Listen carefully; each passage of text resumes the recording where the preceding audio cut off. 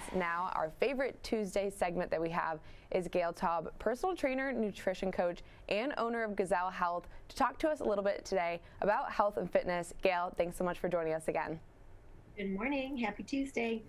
So, Gayle, can we first start off with telling a little bit about what to do when someone that's dealing with health and fitness, they know what to do, they know what's good for them, but they are having trouble starting. They're having trouble starting to, move towards those fitness goals.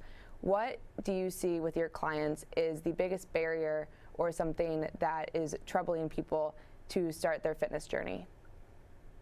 So how many times have we said this to ourselves or out loud in our minds? I know what to do. Why can't I just do it, right? So suggestion. Think about how you know what it is that you think you know. So, and has it worked before for you? The reason that you should probably start there is simply that if everyone else is doing it, or the media says that this is the answer, or maybe you've tried it before, but it didn't really stick. It may not be that you really know what to do. Maybe you need help. Maybe you need to figure out what is the right thing for you. That could be one situation. So maybe back up a little bit and think about that. Another idea is to look backwards and see what has helped you in the past, and maybe just stick to that one little thing.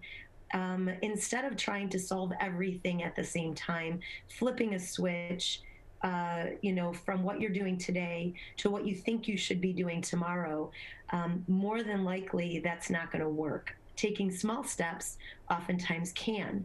But again, if you're not quite sure why something isn't working for you or what is holding you back, a professional might be the right person to help you figure that out.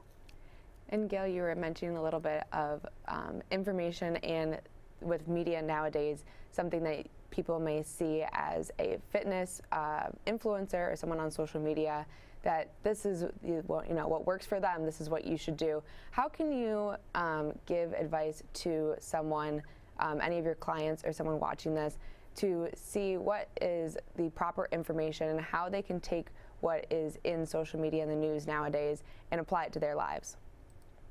Yeah, that's a good question. Gosh, if I were to have it my way, which doesn't work for everybody, stop watching the social media. Stop looking at everyone else. Stop assuming that the person at the gym that has the physique or the energy that you're looking for, stop comparing or assuming that you know how they got there or what it is that they're doing that might work for you. So if it's not realistic to kind of stop looking and assuming and feeling bad, by the way, about yourself when you do look at people that have apparently what it is that you want. Again, I keep repeating, like, this is a thing. We got to look at ourselves. We have to look at what's right for us. And also keep in mind, by the way, this is important. When you look at someone on social media, the vast majority of the time, not always, but a lot of the time, what you're looking at isn't even real. So give yourself a break. Stop comparing yourself if you can, and really look inside and say, you know what do I want for myself? It might be that you want that physique or that you want to feel a certain way. That's fine. Find yourself someone that can help you to figure out how to get there in a way that works for you, or you can always take just a small step.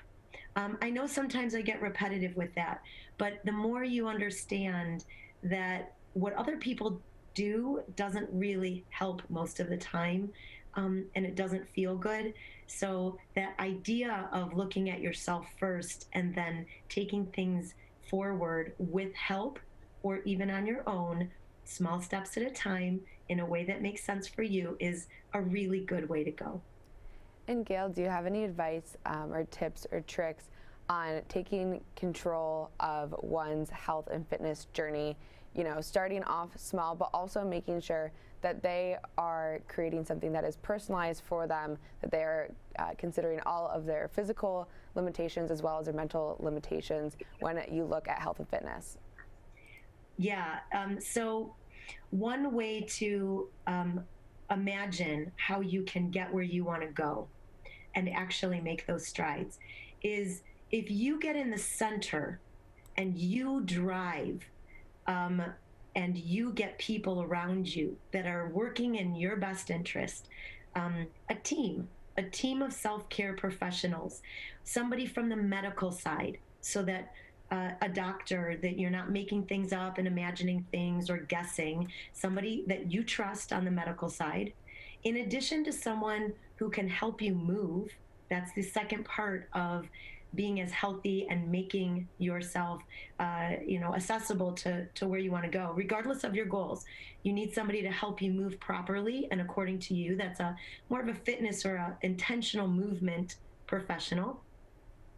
And then finally, someone who can help you with your habits and your lifestyle and your nutrition. Someone like me, I do all of those things, not the medical side. I have medical professionals around me, but the idea here is to get a team for you, a team that one by one starts to support what it is and work together even on your behalf so that you can get where you want to go. Some people that are skilled, credentialed, not your friends, guys, not your friends, not the folks from social media, not the folks from the gym who are nice and kind and want to help you, but someone who you feel is qualified to help you from those three perspectives and that has a network around them. Start to build that team, guys. It makes all the difference in the world.